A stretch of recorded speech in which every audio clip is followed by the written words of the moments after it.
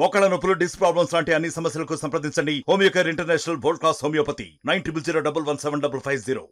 అందరికీ నమస్కారం. ఈరోజు చిత్తూరు జిల్లా పుంగనూరులో జరిగిన ఘటన చాలా దిగ్భ్రాంతికరం. ఎందుకంటే ఒక ఎంపీ హోదాలో ఉండి గుట్టు చప్పుడు కాకుండా దొంగదారిలో 8 గంటలకు పుంగనూరు పట్టణానికి విచ్చేసి గత 5 సంవత్సరాల్లో వాళ్ళ పాపాలను పసిగట్టి వాళ్ళు ఎవరి దగ్గర అయితే భూములు దోచుకున్నారో, ఎవరెవరికి బాకీ పడున్నారో, రైతులైతేనేం ప్రజలైతేనేం వారి దగ్గరికి వెళ్ళి ప్రశ్నిస్తే రాళ్ల దాడి చేసిన వ్యక్తి ఎవరన్నా ఉన్నారంటే అది మిథున్ రెడ్డి అని మీకు చెప్తున్నా. ఎందుకంటే ప్రభుత్వం ఏర్పాటయ్యి ఇంకా 40 రోజులు కూడా కాలేదు. పుంగనూరు అయితేనేం, తమ్మళ్ళపల్లెలోనైతేనేం, రాజంపేట పరిధిలో ఎక్కడ చూసినా గలాటాలు చేసే సంస్కృతిని మానుకోకుండా ప్రభుత్వాలు మారినా కూడా అదే ధోరణిలో అదో అహంతో ఈరోజు ప్రవర్తిస్తున్నారు ఆ కుటుంబం. మొన్న చూశారు తమ్మళ్ళపల్లిలో వాళ్ళ చిన్నాయన ద్వారకనాథ్ రెడ్డి వచ్చి అక్కడ ఎవరైతే రైతులు ఉన్నారో అక్కడున్న ప్రజలు గో బ్యాక్ ద్వారకనాథ్ రెడ్డి అంటే అక్కడ కూడా వాళ్ళ మీకు దాడి చేయడం జరిగింది.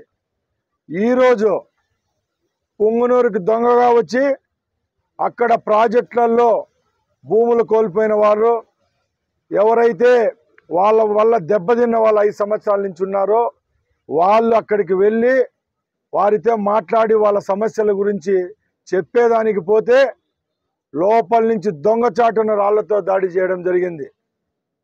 రాష్ట్రంలో ప్రజలు చూస్తూ ఉన్నారు. మన రాయలసీమలో నిజమైన మగవాళ్ళు ఎవరన్నా ఉంటే ముందుకొచ్చి దాడి చేయాల. ఆ రోజు ప్రభుత్వంలో ఉన్న రోజుల్లో ఒక మాజీ ముఖ్యమంత్రి 14 సంవత్సరాలు ఈ రాష్ట్రాలను ఏలిన ఆయన ప్రాజెక్టులు బాట అని చెప్పి తమ్మళ్ళపల్లి నియోజకవర్గానికి, పుంగనూరు నియోజకవర్గానికి వస్తూ ఉంటే ఆ రోజు అధికార మదంతో పోలీసులను అడ్డం పెట్టుకొని అక్కడ కూడా రాళ్ల దాడి చేసి వందలాది మంది తెలుగుదేశం కార్యకర్తలపై దొంగ కేసులు పెట్టించి జిల్లాల నుంచి బహిష్కరించిన సంస్కృతి వాళ్ళకే దక్కింది. ఇప్పుడు మళ్ళా ప్రభుత్వం మారినా కూడా ప్రజల మధ్య విద్వేషాలు రెచ్చగొట్టి ఎక్కడో అక్కడ గలాటాలు పెడితేనే మా ఉనికి ఉంటుందని పెద్దిరెడ్డి కుటుంబం చేస్తున్న ఈ పైశాచికం ఇప్పుడు కన్నా మానుకోవాలి. ఎందుకంటే శాంతియుతంగా 40 రోజులైంది ప్రభుత్వం ఏర్పాటై మా ముఖ్యమంత్రి గారు ఒక్కటే చెప్పారు, మనం జగన్మోహన్ రెడ్డి చేసినట్టు తప్పులు చేస్తే మనకు కూడా ప్రజల్లో వ్యతిరేకత వస్తుంది.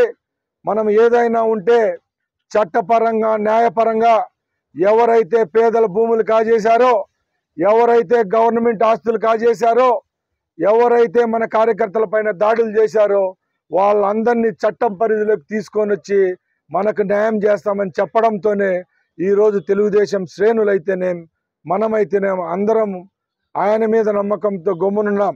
అంతే తప్పక చేతులు గాజులు దొడుక్కొని ఎవ్వరము లేం. మేము మిథున్ రెడ్డికి, పెద్దిరెడ్డి రామచంద్రారెడ్డికి సవాల్ విసురుతున్నాం. నువ్వు ఏ గడ్డ పైన పుట్టింటే మేము అక్కడే పుట్టాం. ఇదే నియోజకవర్గాల నుంచి మేమున్నాం. మేము ఒకటే చెప్తున్నాం, నువ్వు ప్రజల ద్వారా తిరస్కరించిన ప్రభుత్వంలో వాను ఆ రోజు ఈరోజు దేశంలోనే ఏ రాష్ట్రంలోకి ఇవ్వని మెజార్టీతో కూటమి ప్రభుత్వాన్ని ఇక్కడ ఏర్పాటు చేసిన వాళ్ళం మేము. మా నాయకుడు చెప్పిన విధంగానే మేము ఎంతో శాంతియుతంగా గాంధేయ మార్గంలోనే ఉన్నాం. ఎక్కడన్నా సమస్యలు వస్తే వెళ్తున్నాం.